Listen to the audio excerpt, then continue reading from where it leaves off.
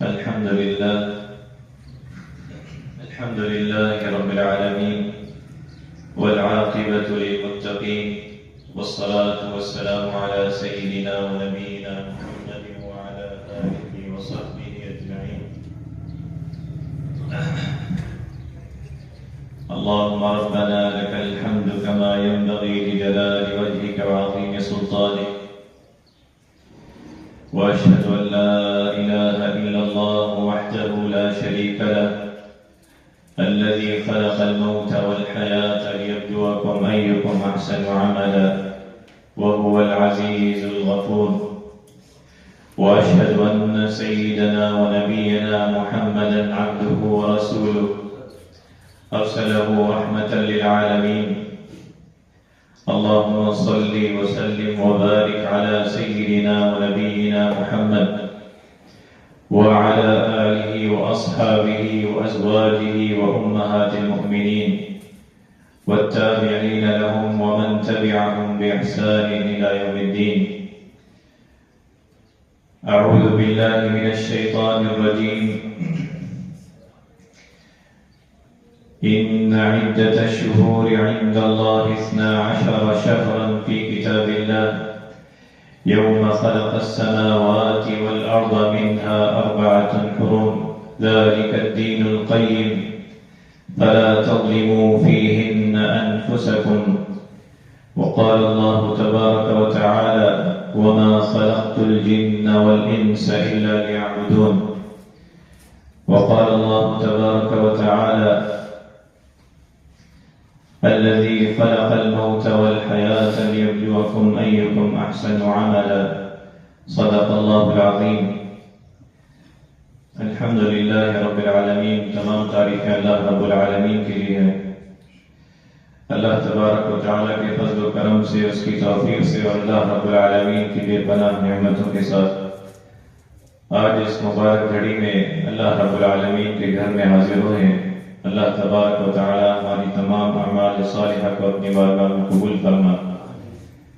ہماری زندگیوں کو نبی کریم صلی اللہ علیہ وسلم کی سنت کے مطابق بنا دے. اللہ رب العالمین نے ہمارے لیے اور آنے والے قیامت تک کے لوگوں کی کامیابی اپنے کلام اللہ اور قرآن مجید اور اپنے نبی صلی اللہ علیہ وسلم کی اسوہ حسنہ کی اتباع میں رکھی. آپ علیہ الصلاۃ والسلام کی اسوہ حسنہ بہترین نمونہ ہے. آپ علیہ الصلاۃ والسلام نے ہمیں زندگی کا ہر پہلو، ہر دن،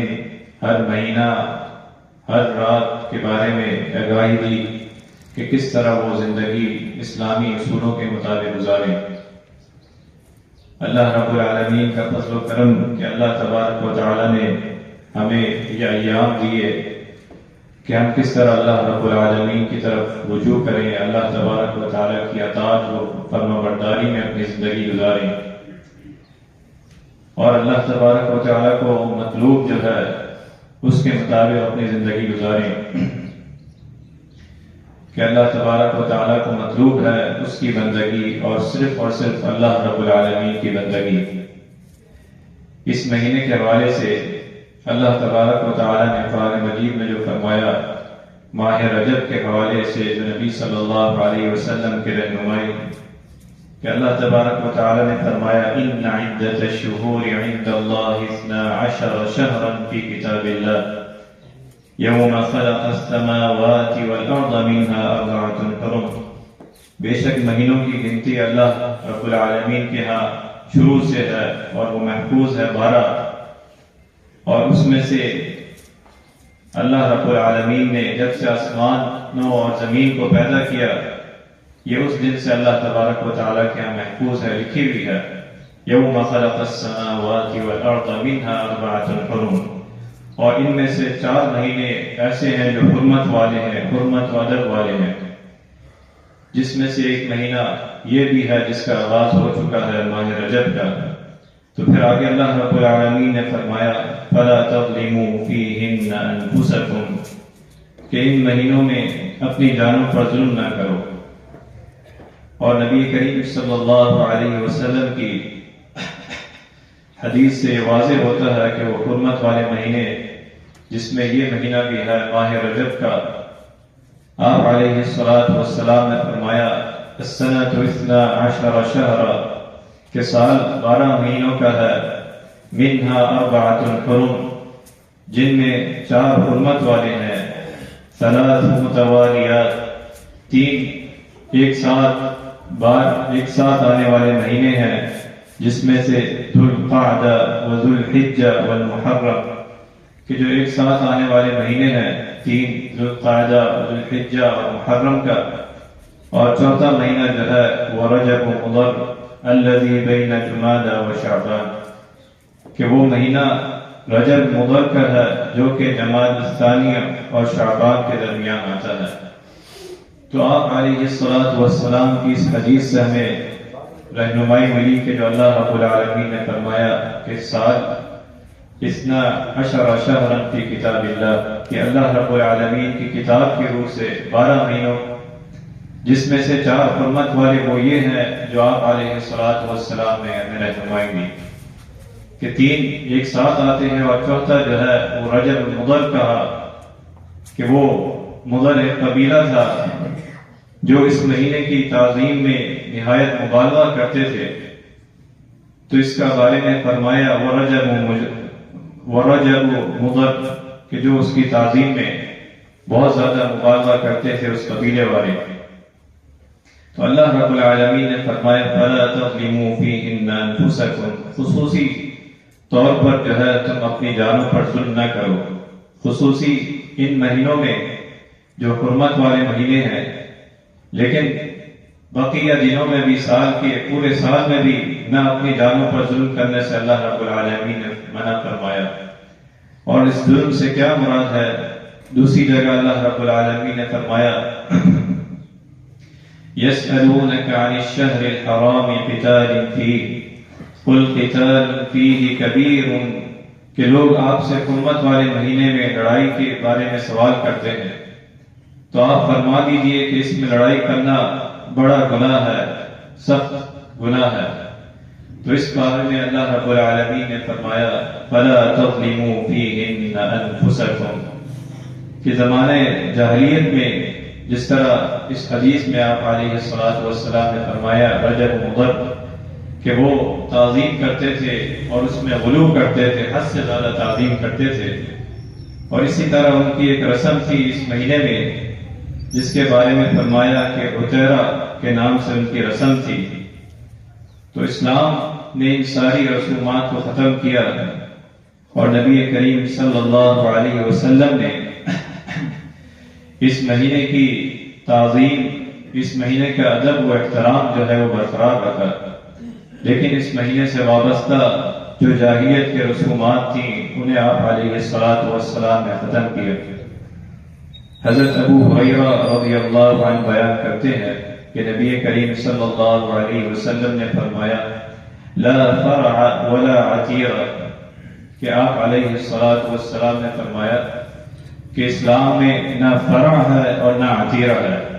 یہ زمانہ جاہلیت کی رسومات میں سے ہے، اور فرع سے مراد اونٹ یا گائے یا بکری کا وہ پہلا بچہ جس میں جو جاہلیت میں لوگ اپنے بتوں کے لیے ذبح کرتے تھے، فرع، اور ذبح اور عتیرہ سے مراد وہ جانور جس کو لوگ رجب کے مہینے میں بتوں کے نام پر ذبح کرتے تھے۔ تو آپ علیہ الصلاۃ والسلام نے اس مہینے کے حوالے سے جو رسومات تھی، جاہلی رسومات تھی، اس کے بارے میں فرمایا لا فرع ولا عتیرہ کہ یہ نہ فرع ہے نہ عتیرہ ہے، نہ بتوں کے نام پر، اور اسلام نے یہ ساری جاہلیت کے رسومات کو ختم کیا۔ اور اسی طرح اللہ رب العالمین کا یہ فرمان حرمت علیکم المیتۃ والدم ولحم الخنزیر وما اہل لغیر اللہ بہ کہ اللہ رب العالمین نے تم پر مردہ جانور اور سور کا گوشت اور جس پر اللہ کے سوا اور جانور کا نام اللہ کے سوا اور کا نام پکارا جائے اللہ رب العالمین نے حرام کیا۔ وما اہل لغیر اللہ بہ یہ فرمایا ہر اس جانور کو حرام قرار دیا جس کو غیر اللہ کے لیے ذبح کیا جائے، جو جاہلیت کے رسومات تھی اس مہینے کے حوالے سے۔ تو اللہ رب العالمین نے اور نبی علیہ الصلاۃ والسلام نے ہمیں دین اسلام میں مکمل ضابطہ حیات دیا۔ زندگی کا ہر پہلو آپ علیہ الصلاۃ والسلام کی ہمارے لیے رہنمائی ہے، اور اللہ رب العالمین کو جو مطلوب ہے وہ مطلوب یہ ہے کہ ہم اللہ رب العالمین کی صرف اور صرف اس کی وحدہ لا شریک کی عبادت کریں، اور اس کے ساتھ کسی کو ہم شریک نہ کریں۔ نہ عبادت میں زیادتی اللہ رب العالمین کو پسند ہے، نہ آپ علیہ الصلاۃ والسلام نے ہمیں اس حوالے سے فرمایا، جس کا خلاصہ آپ علیہ الصلاۃ والسلام ہر خطبہ میں یہ فرماتے فَإِنَّ خَيْرَ الْحَدِيثِ كِتَابُ اللَّهِ کہ بہترین کلام اور بہترین بات جو ہے وہ اللہ رب العالمین کی کتاب ہے، کلام اللہ ہے۔ اور فرماتے وَخَيْرُ الْهَدِيِ هَدِيُ مُحَمَّدٍ صلی اللہ علیہ وسلم، اور بہترین طریقہ وہ محمد صلی اللہ علیہ وسلم کا طریقہ ہے۔ اور اس کے علاوہ فرمایا کہ وَشَرُّ الْأُمُورِ مُحْدَثَاتُهَا، اور سب سے برے امور وہ ہیں جنہیں ایجاد کیا گیا، وَكُلُّ بِدْعَةٍ ضَلَالَةٍ، اور ہر بدعت جو ہے وہ گمراہی ہے۔ جو راستہ نبی صلی اللہ علیہ وسلم نے نہیں ہمیں بتایا، جو ہم نے اپنی طرف سے ڈالا، اس کے بارے میں فرمایا وہ گمراہی ہے۔ اور دوسری حدیث میں فرمایا من احدث فی امرنا هذا ما ليس منه فهو رد، او کما قال علیہ الصلوۃ والسلام، کہ حضرت عائشہ فرماتی ہے کہ جس شخص نے ہمارے اس دین میں نیا کام ایجاد کیا جو اس میں نہیں تھا وہ مردود ہے، کیونکہ اللہ کے رسول صلی اللہ علیہ وسلم نے ہمیں زندگی کے ہر پہلو، ہر دن اور ہر مہینے کے حوالے سے آپ علیہ الصلوۃ والسلام نے رہنمائی دی، چاہے وہ نماز کے حوالے سے ہو، یا روزے کے حوالے سے ہو، یا قربانی کے حوالے سے ہو۔ اللہ کے رسول صلی اللہ علیہ وسلم نے ہر حوالے سے ہمیں رہنمائی دی، اور فرمایا وَإِلَٰهُكُمْ إِلَٰهٌ وَاحِدٌ لا الہ الا هو الرحمن الرحیم، کہ جو اللہ رب العالمین کو مطلوب ہے کہ تم اسی کی بندگی کرو، وہی تمہارا معبود ہے، اس کے علاوہ اور کسی کی بندگی جو ہے وہ اللہ رب العالمین کو مطلوب نہیں ہے۔ کہ اللہ رب العالمین نے پھر آگے اپنی صفات کا ذکر کیا سورہ بقرہ میں ان فی خلق السماوات والارض واختلاف اللیل والنہار، کہ آسمانوں اور زمین کو پیدا کرنے اور رات اور دن کے بدلنے، اور کشتیوں میں جو سمندر میں وہ چیزیں لے کر چلتی ہیں، اور ساری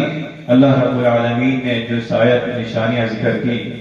کہ اس میں غور و فکر کرنے والوں کے لیے، عقل رکھنے والوں کے لیے نشانیاں ہیں۔ پھر اگلی آیت میں فرمایا وَمِنَ النَّاسِ مَن يَتَّخِذُ مِن دُونِ اللَّهِ أَندَادًا، اور لوگوں میں سے بعض وہ ہیں جو غیر اللہ میں سے کچھ شریک بنا لیتے ہیں۔ اندادا یعنی وہ چیز جو انسان کے دل میں مسلط ہو جاتی ہے، جس سے نفع و نقصان جو ہے وہ کسی سے وابستہ کر لیں، جبکہ اصل نفع و نقصان، اصل امیدیں وہ اللہ رب العالمین سے وابستہ۔ فرمایا اہل ایمان کا نشانی، اہل ایمان کی زندگی کا طریقہ یہ ہے والذین آمنوا اشد حبا للہ، کہ جو ایمان لائے وہ اللہ رب العالمین سے سخت محبت کرتے ہیں۔ ان کی محبت اللہ رب العالمین سے ایسی محبت ہے جیسے کسی اور سے نہیں۔ والذین آمنوا اشد حبا للہ، ان کی زندگی کا ہر پہلو، ہر عمل وہ اللہ رب العالمین کی محبت میں، اس کے محبت و طاعت کے مطابق ہوتا ہے۔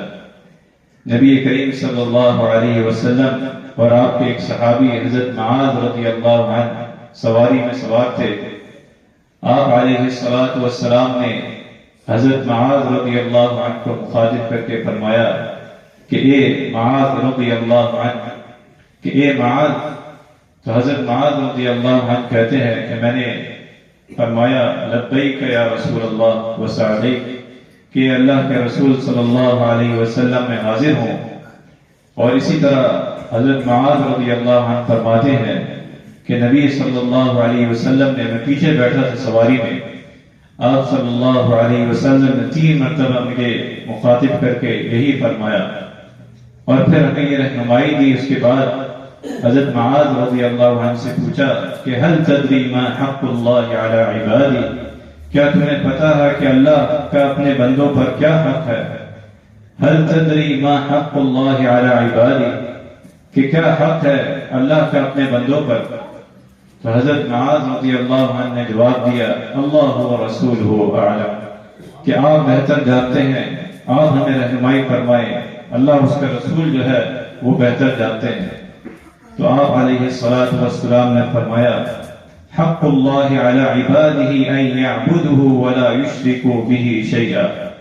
کہ اللہ کا حق اپنے بندوں پر یہ ہے کہ وہ صرف اس کی بندگی کریں، اس کی عبادت کریں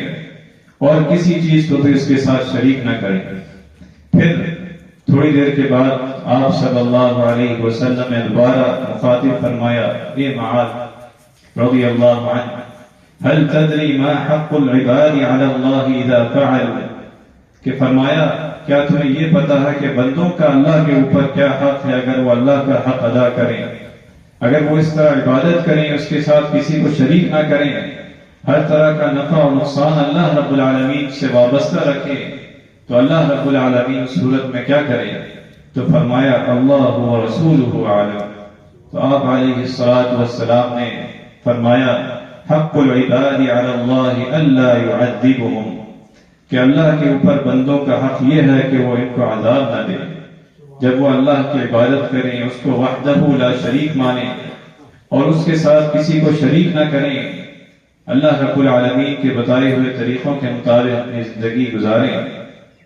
ہر طرح کی رسومات، جاہلی رسومات سے اللہ کے دین میں اس سے اجتناب کرے، تو فرمایا کہ اللہ تبارک و تعالیٰ انہیں ضرور جو ہے معاف فرمائے گا۔ اور یہی دین اسلام کا نبی صلی اللہ علیہ وسلم کی تعلیمات کا جو خلاصہ ہے یا قوم اعبدوا اللہ ما لکم من الہ غیرہ،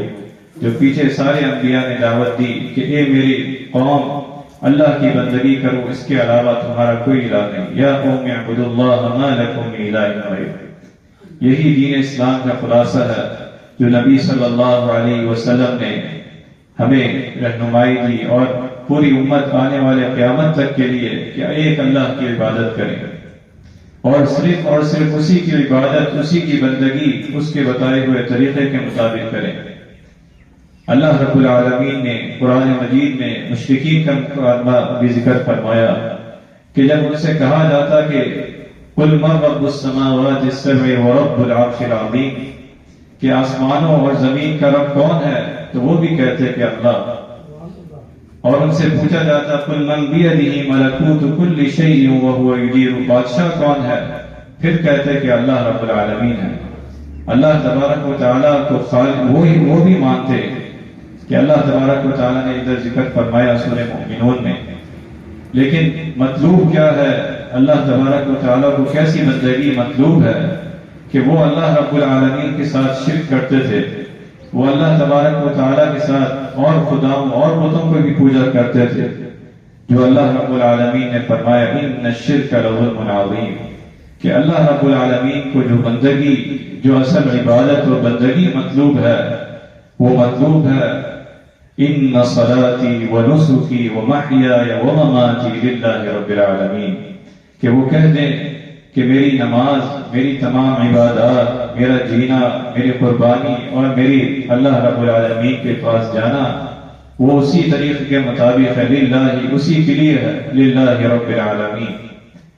تو چاہے کوئی مہینہ، کوئی دن، اگر اللہ کے رسول صلی اللہ علیہ وسلم نے ہمیں رہنمائی دی ہے، دین اسلام نے ہمیں رہنمائی دی ہے، تو یقیناً وہ عبادت ہے، وہ اللہ رب العالمین کی رضا، اس کی خوشنودی کا راستہ ہے۔ اور اگر کوئی نماز، کوئی روزہ، کوئی قربانی اللہ کے رسول صلی اللہ علیہ وسلم سے نہیں ہے اور وہ دین میں ایجاد کی گئی ہے، تو وہ اللہ رب العالمین کو ناپسندیدہ ہے، کیونکہ اللہ رب العالمین نے فرمایا ان صلاتی ونسکی ومحیای ومماتی للہ رب العالمین، کہ پورے مہینے، پورے دن، پورا صبح و شام اس کی بندگی، اس کی قربانی، اس کا اٹھنا، ہر چیز جو ہے وہ اللہ رب العالمین کی اطاعت، اس کی بندگی کے مطابق ہو۔ اور وہی آپ علیہ الصلاۃ والسلام نے ہمیں اپنے قول سے، اپنے فعل سے، اپنے عمل سے اسوہ حسنہ کر کے دکھایا۔